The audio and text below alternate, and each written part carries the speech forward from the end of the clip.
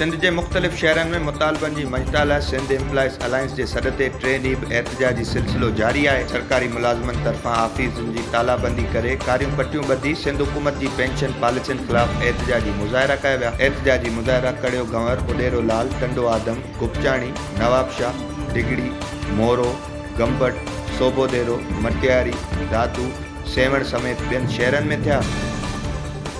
मोरो के गोठ मलकानी में पुराने तकरार सां हथियारबंदनि फायरिंग करे चांडियो धुर के नौजवान के क़त्ल करे छॾियो। जंहिं बाद फोतीअ जे भाउ मिठल चांडियो कोशिश डिजिटल सां ॻाल्हाईंदे चयो त गुलाम कासिम चांडियो धुर सां कुछ सालनि खां तकरार हलंदड़ आहे। तकरार जो फ़ैसिलो मुमताज़ चांडियो वटि थियो, जंहिंमें गुलाम कासिम धुर मथां 40 लाख रुपया दंड विधो वियो। फ़ैसिले बावजूद हथियारबंदनि भाउ के क़त्ल कयो, जंहिंजो फ़ैसिलो सरदार गैबी खान चांडियो वटि रखियल हो त हथियारबंद धुर फ़ैसिले तां वापसी मोटंदे अली गुल मल्लाह के गोलियूं हणी क़त्ल करे छॾियो। हुननि वसवारनि खां मुतालबो कयो त ॾोहारियुनि ख़िलाफ़ नोटिस वठी इंसाफ़ ॾिनो वञे।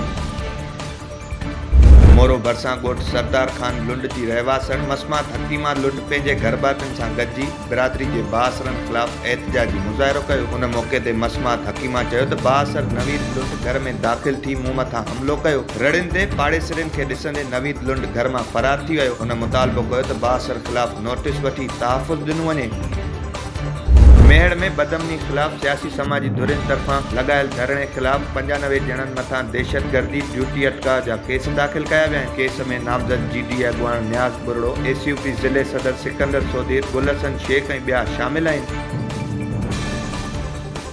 बिटशा में पुलिस की ज़्यादतियुनि ख़िलाफ़ सियासी समाजी तंजीम ऐं सिविल सोसाइटी समेत साफ़ी बिरादरी के सॾ ते SHO बिटशा ख़िलाफ़ एहतजाजी रैली कढी वई। एहतजाजी रैली के अॻुवाण गुलाम नबी राजपूत, नौशाद बुकियो ऐं ॿियनि चयो त SHO बिटशा, अली मोहम्मद बजीर, ASI अयूब राजपूत समेत ॿिया एहलकार बिटशा समेत आसपास में बदमनी ऐं मंशियात के विकिरे समेत अवामी शिकायतुनि ते हटाए सुठी साख रखंदड़ आफ़ीसर के मुक़रर कयो वञे। हुननि SSP मटियारी DIG हैदराबाद खां मुतालबो कयो त SHO बिटशा ख़िलाफ़ कार्रवाई न कई वई त ॿी सूरत एहतजाजी दायरो वसी कयो वेंदो।